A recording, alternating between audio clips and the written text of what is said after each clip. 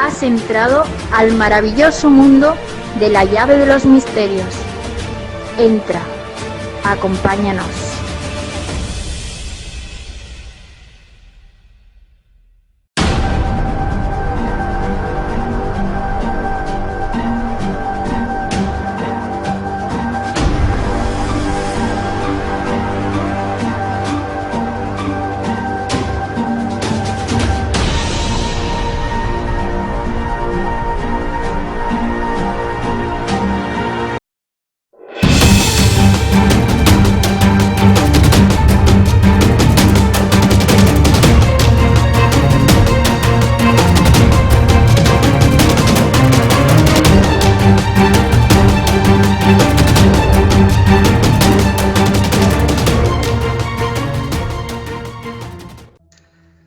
Muy buenas tardes para todos los integrantes de la llave de los misterios.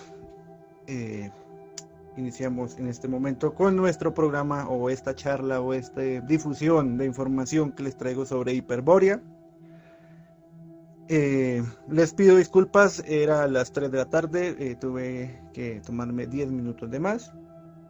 Así que sin más entonces suelto e inicio inmediatamente.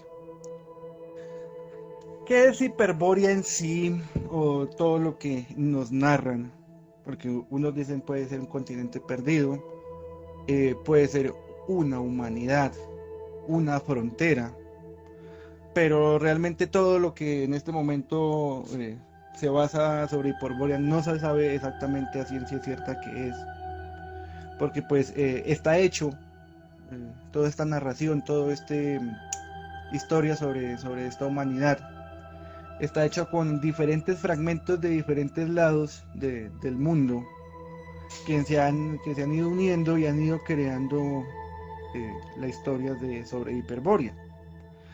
Y adicional a esto, pues también tenemos que las religiones, las sectas, los grupos místicos se han apropiado también de todas esas historias y han hecho su agosto con ello, ¿no? Tengo también que aclarar de entrada una duda que de pronto muchos tenían, que lo que voy a hablar, lo que se va a tocar sobre Hyperborea, no solamente es, no voy a hablar sobre supremacía, no tiene nada que ver ni con razas, ni con supremacía absoluta de ninguna índole, para pues hacer esa pequeña acotación. Ahora, entrando ya en un punto específico, quiero, antes de empezar a contar cierta historia, aclarar algo que es lo que es una humanidad a lo que es una civilización. Ejemplo, en este momento puedo decir, la raza humana pertenece a la humanidad adámica, que es el nombre en sí que tendría esta humanidad que está transcurriendo.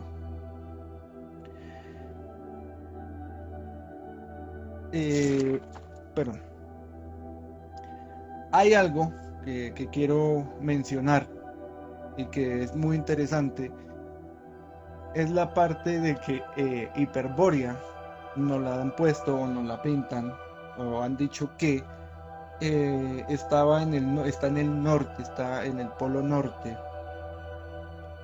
pero posiblemente también sea una concentración de punto de poder de la humanidad. Es como decir, en este momento en nuestro planeta, nuestro planeta, no todos los continentes tienen la misma densidad de población y los centros de poder no están distribuidos en cada país, por así decirlo, todos iguales. Entonces posiblemente en todas las historias, que nos quieran de pronto mostrar un solo punto, que vieron, no, es que solo estaban ubicados en este punto, posiblemente puedan estar erradas, ya que la humanidad o las humanidades pudieron estar dispersas por todo el globo y solo que se conservaron o quedaron aquellas partecitas pequeñas que quedaron de estas humanidades ya se fuera por la forma como fueron construidas, la infraestructura que se usó, las condiciones climáticas, bueno, muchos factores que pueden afectar la conservación de una estructura. Hay una investigadora que se llama Elena Boscova. Ella escribió una nota para el diario de viajes Rusia Vision y dice lo siguiente: el país de los hiperbóreos es el país más allá del Ártico. En el noroeste de Rusia se descubrieron las ruinas de un antiguo observatorio y misteriosas inscripciones rupestres. Numerosos investigadores consideran que estos restos caben dentro de la antigua civilización, nombran civilización, no lo nombran como humanidad, de Hiperbórea, en una mítica región nórdica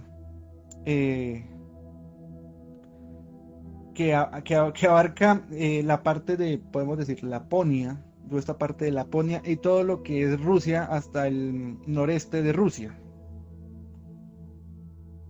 Hay un lago interesante allá que se llama el lago Seidocero. Este lago, cuentan en Lapón, en idioma lapón, que ahí los dioses de Hiperbórea mataron a un gigante y lo convirtieron en piedra. Este lago que está ubicado en el noroeste de Rusia, es complicado llegar allá porque pues tienes que pasar un sendero de piedra. Además, las condiciones agrestes que están para llegar allá pues es algo de difícil acceso, y también es que le tienen demasiado respeto porque ciertas situaciones extrañas ocurren allá. Pero ¿por qué me vine hasta aquí, hasta Rusia, y les conté el cuento de Laponia? Porque más adelante vamos a escuchar o vamos a tener que hablar de Laponia, ya que en este momento tengo que referirme a otro tipo de relatos que no son los relatos del norte, sino vamos a iniciar por los griegos, lo que dijeron los griegos y los romanos sobre Laponia. Suelto un momento por si alguien quiere decir algo y vuelvo y retomo. Bueno, con los griegos, en la historia griega, en la mitología griega, bueno, fueron griegos y romanos los que realmente escribieron sobre Hiperbórea o intentaron escribir. Y estoy hablando, por ejemplo, como personas como el historiador Heródoto, Plinio el Viejo era romano, también está Píndaro. Pero estos autores se basaron más que todo en los relatos de los antiguos Vedas y de los persas, y cogieron y torcieron toda la historia y están contando una versión de Hiperbórea muy pero muy diferente de lo que nos cuentan los cuentos del norte. Y pues voy a intentar ahondar un poco en el tema. Empezando que los griegos tenían una creencia, porque pues ellos sí creían, o parte de ellos tenían la creencia de que los hiperbóreos sí existían, y tenían entendido que los hiperbóreos gozaban de una larga pero larga vida. Estamos hablando de 600, 700 años o más años. Entonces, la palabra en sí, hiperbórea, lo más posible para traerla al castellano, al español, quiere decir más allá del viento del norte, que es como una consideración, una imaginación de los griegos que creían en Hiperbórea y representaban a este viento del norte como un dios, que era el dios Bóreas, y que este dios Bóreas vivía en Tracia, y por lo tanto Hiperbórea estaba ubicado al norte de Tracia, lo cual no cuadraría, porque si decimos que Hiperbórea o otros relatos cuentan que Hiperbórea quedaba arriba en el polo norte, detrás de Tracia no queda, por decir, inmediatamente Hiperbórea. Heródoto escribió en su libro cuarto sobre Hiperbórea. En una parte de este libro, este historiador escribe lo siguiente: Eristeas, hijo de Castrobus, quien vino desde Prosenesus, afirmó en su poema que visitó a los Isidones en un estado de inspiración de Apolo, que más allá de los Isidones vivía una raza de un solo ojo llamada Arimaspian, y más allá de estos, de esta tierra, se encontraban los grifos. No sé si ustedes se acuerdan de los grifos en la mitología griega, protectores de oro, y más allá de todos ellos estaban los hiperbóreos, y de ahí hasta el mar. Estas personas desde los arimaspíos en adelante, o sea, todas estas tribus, excepto en los hiperbóreos, mantenían constantemente atacándose unos a otros, según lo que nos cuenta Heródoto en este libro. Pero Heródoto tiene la particularidad que él deja claro y dice y plantea que no tiene de todo claro que, o esté convencido que realmente Hiperbórea existió. ¿Por qué? Porque de todas maneras él dejó, él dejó escrito y también contó que otros historiadores o que otros poetas de la época, como lo fue Homero y Hesíodo, también hablaron de Hiperbórea. Pero como vuelvo y digo, estos relatos que ellos tenían sobre Hiperbórea estaban basados en lo que habían contado los Vedas primeramente y lo que habían contado los persas.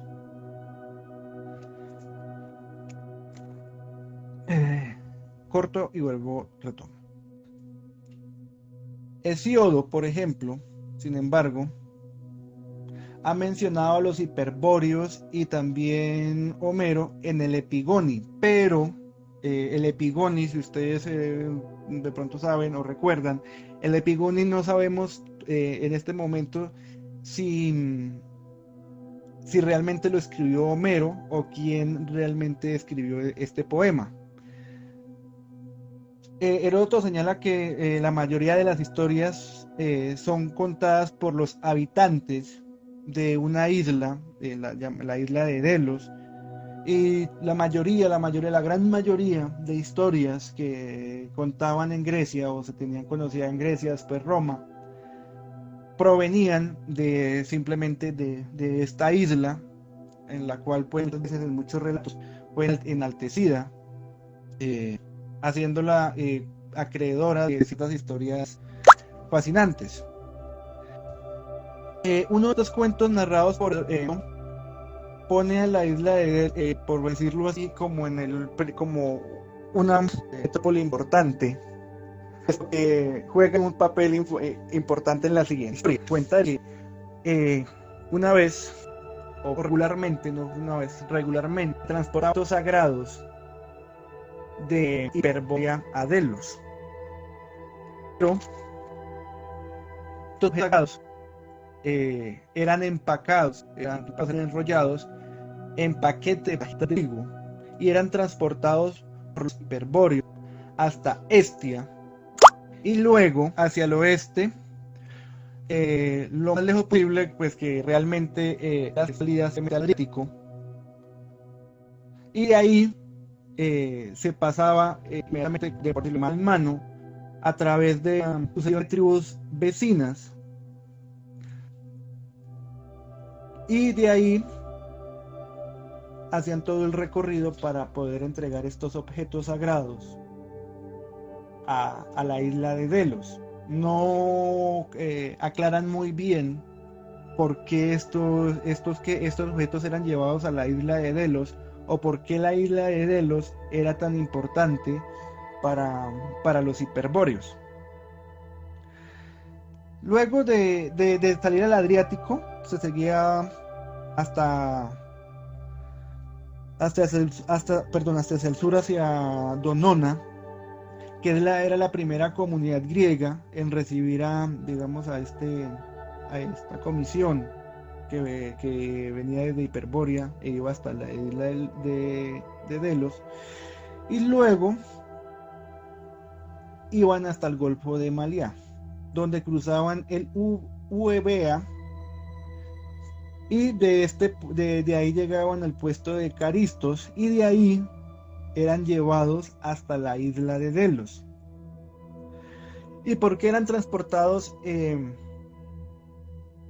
estos objetos de esta forma? Dice Homero que alguna vez fueron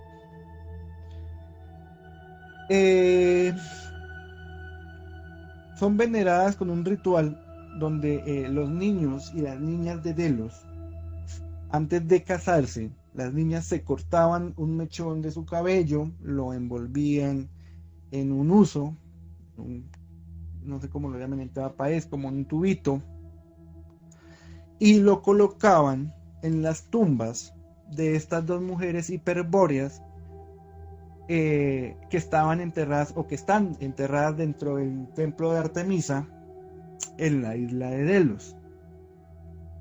Los niños también hacen lo mismo, pero ya no lo ponen sobre la tumba de las mujeres, sino sobre un olivo que crece ahí, que pues realmente no pude investigar por qué el origen del olivo, y no encontré esa información. Entonces estas mujeres fueron adoradas por mucho tiempo,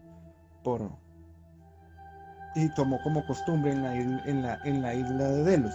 E incluso las personas, estas dos mujeres tienen nombre, y eran Hiperoche y Laodice, que ellas fueron las primeras en decir en sí que fueron, pero antes de ellas fueron otras dos mujeres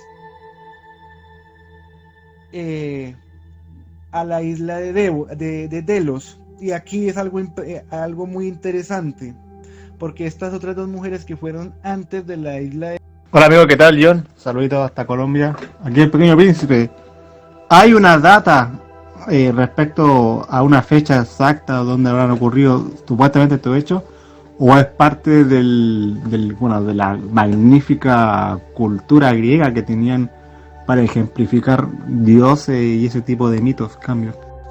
Pues realmente cuando se habla de Hiperbórea no se puede tener en sí una data, porque estamos hablando de una humanidad que existió hace muchísimos miles de años.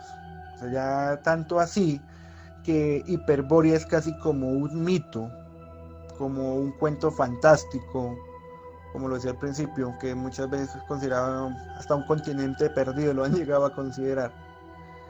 Pero para uno decir realmente sí sucedió, o realmente tener una data de lo que diga Heródoto, por ejemplo, en lo que está contando Heródoto, es difícil, porque él se está basando también en lo que contó otra persona.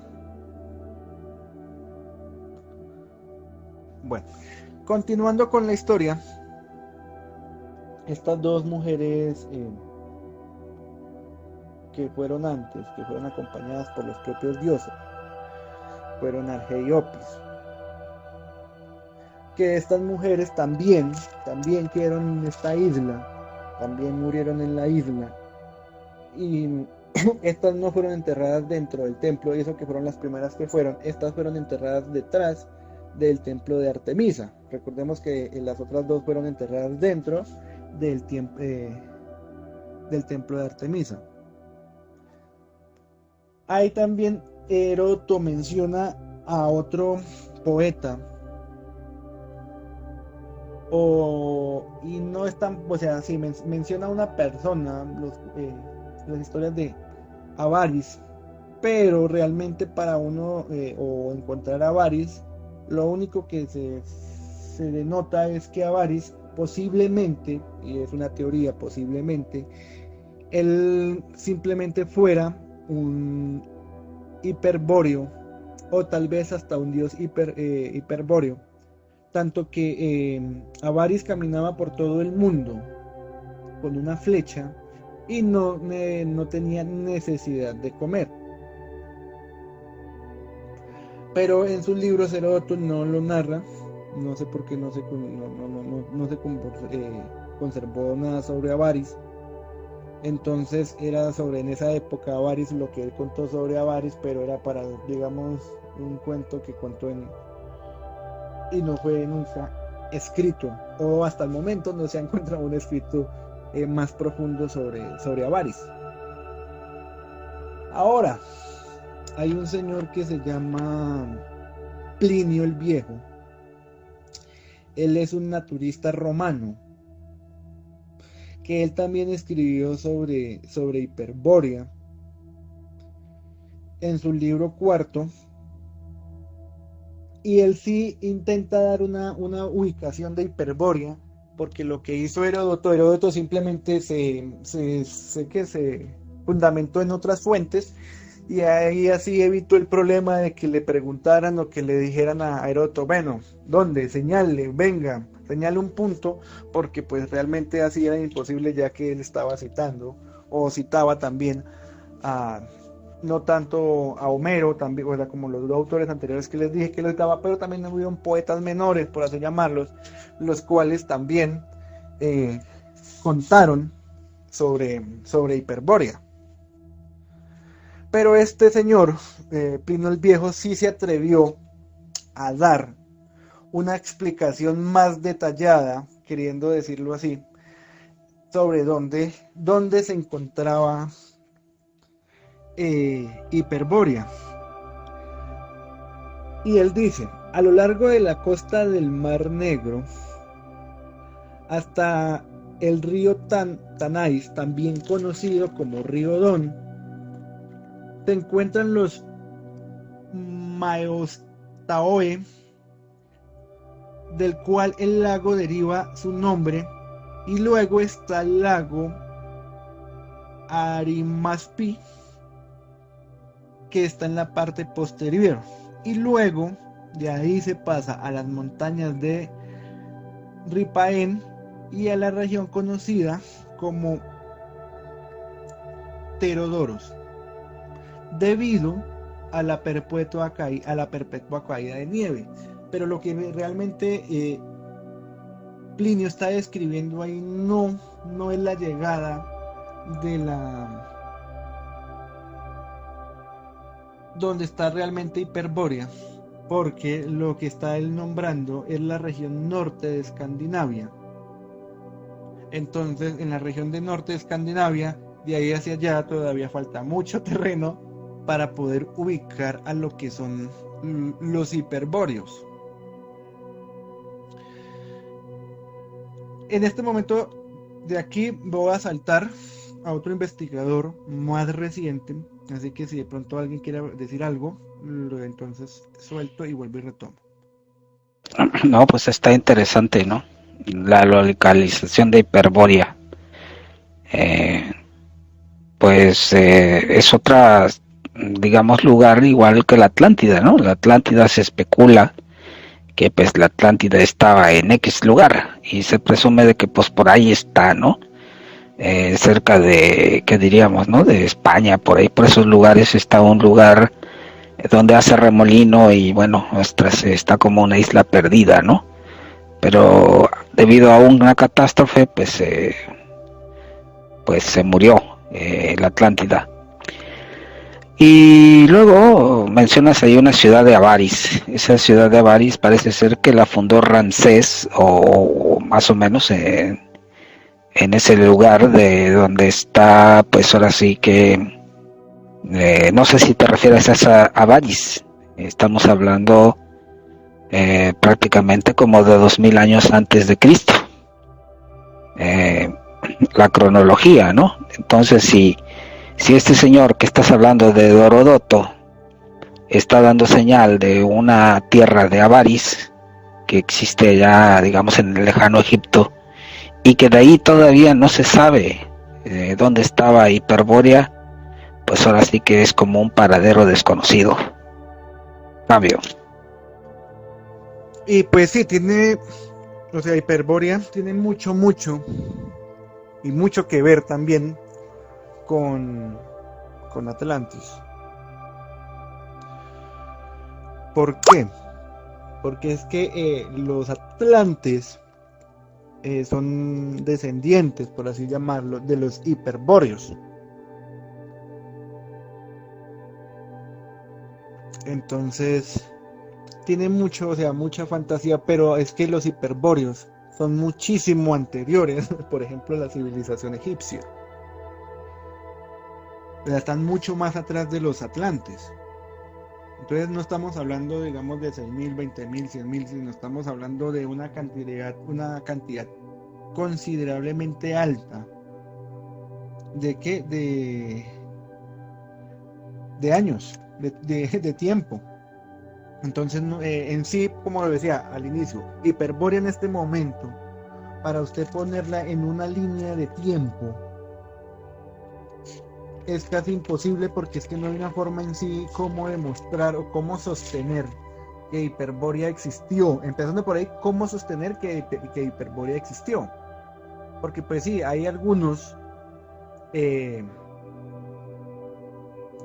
lugares que se creen que vienen o son remanentes o pedacitos que quedaron, que no se destruyeron de esta civilización, pero realmente para ubicarlos en la historia es casi que imposible. Y recordemos que estos nombres los dan unos historiadores que se basaron en cuentos de los Vedas y de los persas.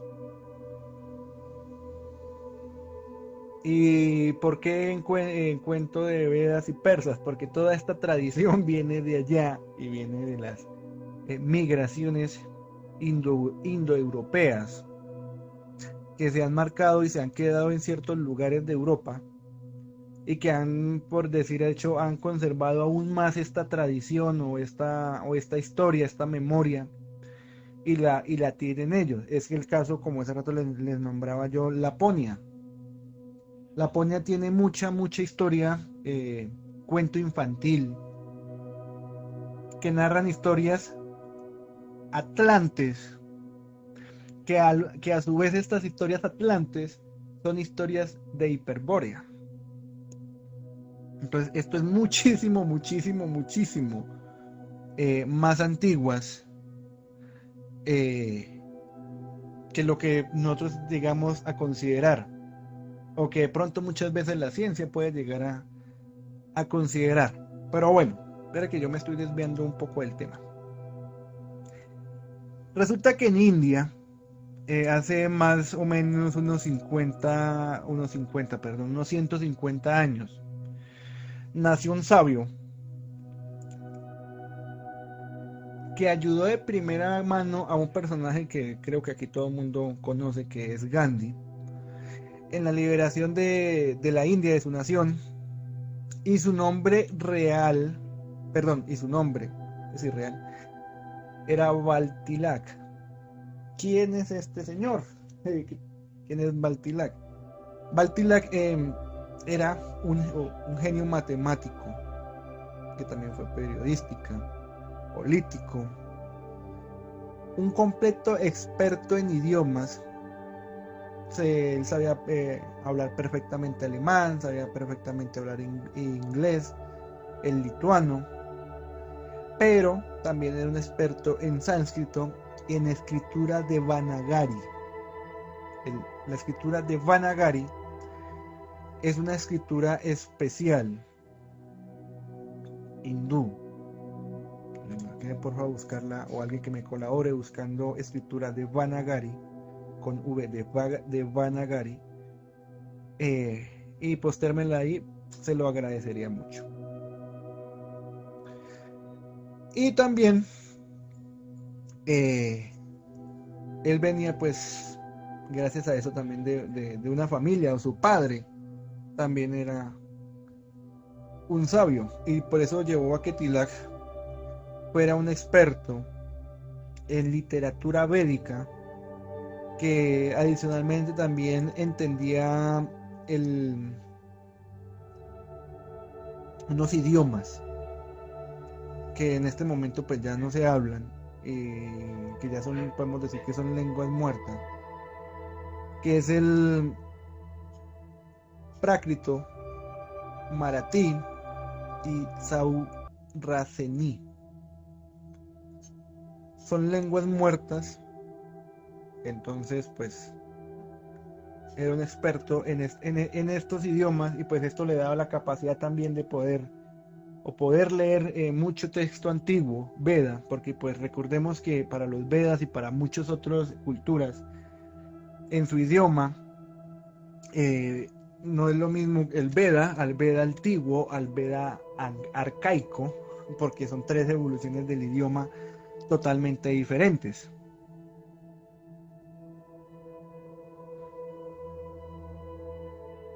Bueno, continúo con el señor Tilak. Tilak dedicó casi la mayor parte de su vida a los estudios también de las migraciones indoeuropeas y a sus lenguas, e ideó una forma de analizar estas migraciones a través de las evoluciones del idioma. Él desde muy joven comenzó esa investigación, y pues tras llevarle muchos años de esfuerzo, mucho análisis y todo lo que lleve una investigación apasionante, compartió a sus estudios y llegó a la conclusión que tanto el persa como el singalés, el romaní, el sánscrito vienen de una misma fuente, y también descubrió que las letras de Devanagari tienen un profundo origen rúnico. O sea, las letras de Devanagari están inspiradas en las runas. Cambio, dejo un espacio. Pues ahora sí que estoy patifoso con esto que comentas. Estamos hablando de civilizaciones prediluvianas. Pues no podría entenderlo, ¿no? Tartaria, Hiperbórea y qué sé yo, ¿no? Estos también que crecieron acá por el Pacífico, la Lemuria. Bueno, teníamos otro esquema geopolítico, ¿no? Podríamos decirlo, en aquel tiempo. Eran otras civilizaciones. Es muy interesante lo que comentas de estos hiperbóreos. Bueno, la raza hiperbórea me imagino que está relacionada con el mundo nórdico, con el mundo anglosajón. Me imagino que ellos se sienten identificados con la raza aria, ¿no? La raza de ojo verde, ¿no? Porque a esto se relaciona también estos dioses de nórdicos. Me imagino que por ahí va el tema. Cambio. Así es, compañero, pero vuelvo y les recuerdo, el tema hiperbóreo no tiene absolutamente nada que ver con la raza o con la supremacía. O sea, eso es un deshonor, por así decirlo, torcer la historia, torcer algo que realmente no es así. Porque lo que narran estas antiguas humanidades, como bien lo acabas de decir, por ejemplo, Lemuria tiene un nombre que realmente no es Lemuria, no debería ser Lemuria. ¿Por qué? Porque realmente debería ser la civilización de Mu, y la civilización de Mu, por ejemplo, estuvo 2 veces en la Tierra. Es algo así, algún caso especial como el caso de los hebreos, pero de los hebreos es para otra conversación muy diferente, porque son unos seres o una raza que llegó con un propósito especial. Pero yo voy a continuar con lo del señor Tilak. Y sí, es antediluviano, o sea, podemos estar casi hablando de millones de años atrás, compañero.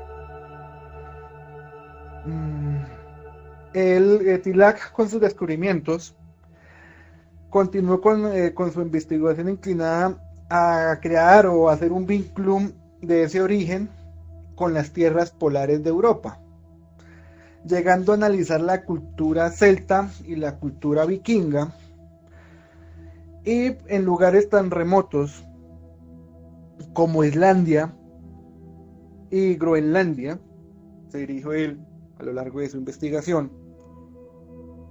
Estudió los Vedas, el Avesta y la tradición persa antigua, todo con el fin de encontrar el origen primario de las viejas civilizaciones euroasiáticas. Fue Tila quien dijo por primera vez que Hiperbórea estaba situada en la tierra misteriosa del Polo Norte, que en otro momento había tenido otro clima. Bueno, aquí sí quiero hacer un gran paréntesis porque pues las historias o las teorías que hay que rondan muchas veces, del cambio de polos, y pues los geólogos, hay investigaciones serias en donde ha demostrado que el cambio de polos mínimo ha ocurrido 3 veces anteriormente. Ahora, continúo.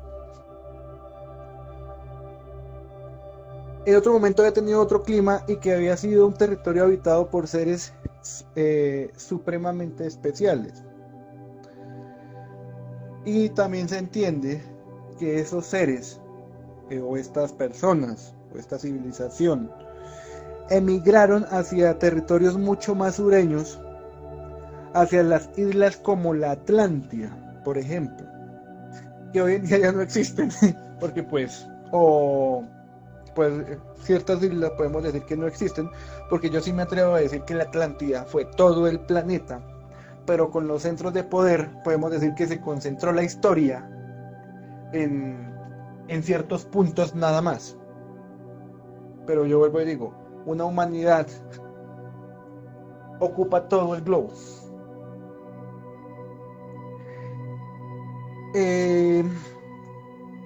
Fue entonces en esas migraciones, o en esta migración, que nacieron tribus, por ejemplo, como los Vedas, los persas, los celtas y los germanos.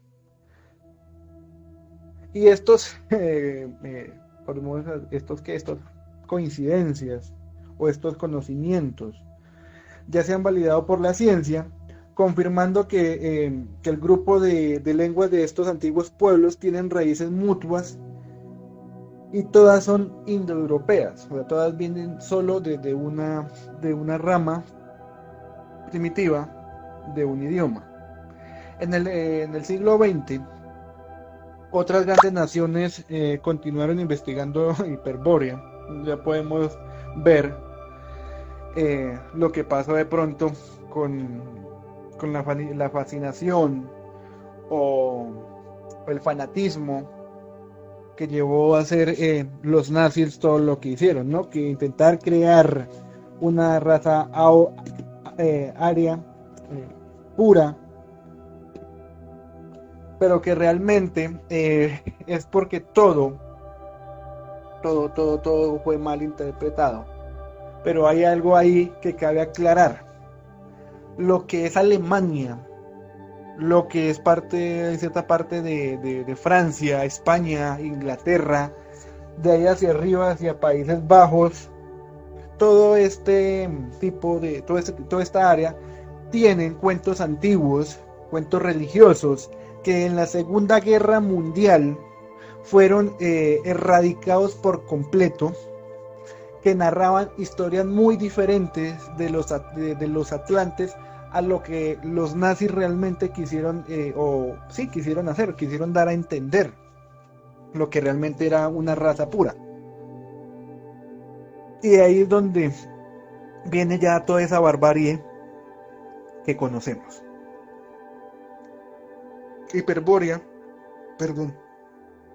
fue un continente ártico que existió mucho más antes digamos que ese cascarón de hielo que está en este momento, porque recordemos que los polos no es que lleven congelados posiblemente mucho tiempo, o sea, no es que lleven millones de años ahí congelados.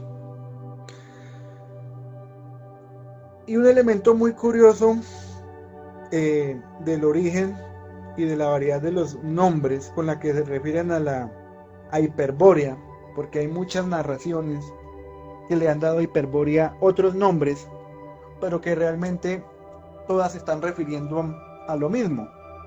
Y estos nombres, por ejemplo, ¿cuáles son? Hay uno que es la isla del tiempo del sol, la tierra de la cueva o del hueco, la montaña de la luz del origen, la isla del resplandor verde, la tierra del centro supremo o el paraíso ártico de los túneles. Entre los persas, Hiperbórea en el polo se conocía como el Erian Bey o la tierra del nacimiento de los arios iluminados. Era el Veda, este nombre me va a costar pronunciarlo, el Beta Vipa o la tierra a la que llegó a ser azul. Entonces aquí ya nos están narrando que los hiperbóreos eran seres de tez azul, de color azul, y ya hemos visto en cierta mitología que seres contenían o tenían pieles azules. Y hay otra cosa, que la cuestión es que estos seres en ciertas narraciones los presentan como seres muy despiertos, como seres conscientes en sí de su propia existencia y de la existencia del todo, y conectados con toda la materia existente, con todo lo que se puede ver. Conocen cómo manipular las plantas, por ejemplo, cómo manipular el tiempo, por decirlo así. Pero este conocimiento o estos seres despiertos, por eso eran vistos, o posiblemente fueran vistos como dioses, pues al tener ciertas facultades, podemos decir, al conocer cómo manipular ciertas cosas, haber interpretado o hacerlos ver como dioses, lo que de pronto realmente no son, simplemente son personas con una conciencia más avanzada que nosotros. Las narraciones prédicas hablan de un todopoderoso, un ser perfecto que descendió de los carros solitarios y de piel azul, que domina los elementos y el cielo. Se dice que este ser encarnaba las civilizaciones que quería, y que inclusive encarnaba en animal para ayudar a las especies inferiores. Estamos hablando de un ser que tiene la habilidad, a voluntad de encarnar en un ser humano para venir a enseñanza, donde hemos visto eso anterior. Un ser que se encarna en un ser y en los animales. No entiendo por qué los animales también poseen un espíritu, y ese espíritu está en evolución y tiene que pasar en muchas pruebas para poder encarnar en sí en humano. Es una historia, simplemente esta narración coincide con la mitología griega de Asgard, y se repite también en las narraciones persas, pero no en las narraciones persas modernas, sino en las versiones persas o en las narraciones persas antiguas, muy antiguas. Y también se basa en ciertas narraciones, o muy parecido a ciertas narraciones hindúes nórdicas también. Entonces es una cultura o se esparció por gran parte de Europa, por decirlo así. Y no podemos decir que no en América, porque los habitantes del norte también tienen historias muy parecidas a los que tienen estos pueblos. Entonces podemos decir, realmente estamos ante una migración o ante una expansión de una civilización que dejó huella o pudo o se puede al menos intentar constatar que estuvo o en diferentes lugares del planeta, que puede ser que las estén cuadrando a las malas, también está la posibilidad de que las hagan coincidir, que esto porque es parecido, entonces todo puede ser igual, pero también cabe la posibilidad de que realmente se expandieron por toda la Tierra. Porque aunque también hablan de Hiperbórea, también hablan de los habitantes o de los habitantes que están más allá de los vientos del sur. Entonces estamos hablando que no eran solo un solo sitio de poder o un solo sitio donde posiblemente provienen estos seres o provenían estos seres, sino que ya se nos agrega un segundo punto que sería el Polo Sur. Bueno, en estas historias se narra, se habla de la ciudad de los bordes en la entrada conocida como Midgard, y en medio de ella se encontraba la grieta de Asgard a la tierra flotante o a la isla evanescente. O sea, había que llegar primero a Asgard para así poder ir hasta la isla evanescente, pero para poder ir a la isla evanescente tenían que pasar por una especie de túnel, y este túnel es un túnel energético, y este túnel le llamaban el Bifrost, o le llaman Bifrost si no estoy mal. Ahora, los mapas antiguos nos muestran que Hiperbórea o el Polo Norte realmente está partido como en 4 pedazos, y hay como una especie de isla en el centro o un hueco en el centro, porque hay varios mapas antiguos que lo muestran, mucho más anteriores a Colón, por ejemplo.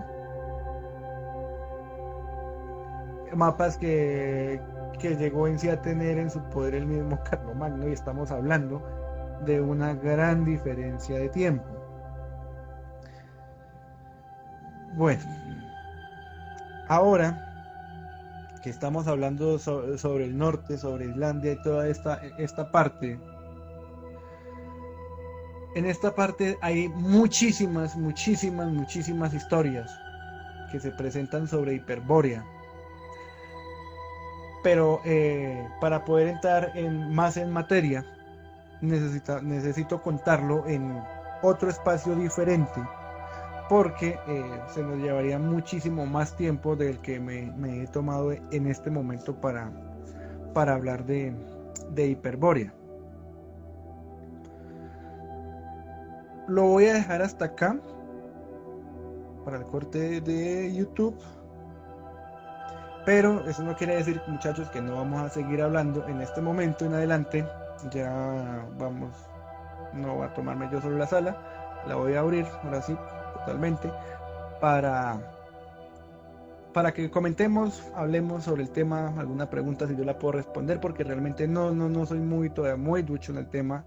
Como les digo, en este momento nos tocaría hacer otro programa para yo poderles explicar y contar todas las historias del polo, conocidas así, todas las historias nórdicas, para poder darle como un final de dónde proviene toda la historia o todo lo que conocemos sobre Hiperbórea, porque ahora ya salimos como de la parte teórica, histórica, y nos tenemos que adentrar en la parte fantástica, por así decirlo, porque ya nos podemos entrar en temas como, por ejemplo, cierta tecnología que usaban estos seres, y por qué el dios Apolo, por ejemplo, quién era el dios Apolo, ¿Por qué tenía que regresarse él en su carro de fuego cada año?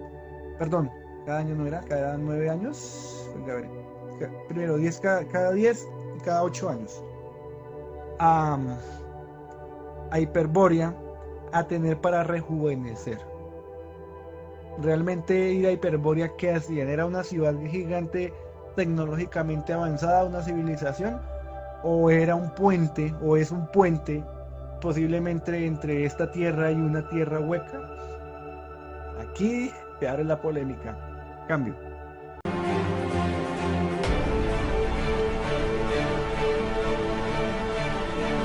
Entra a todas nuestras redes sociales.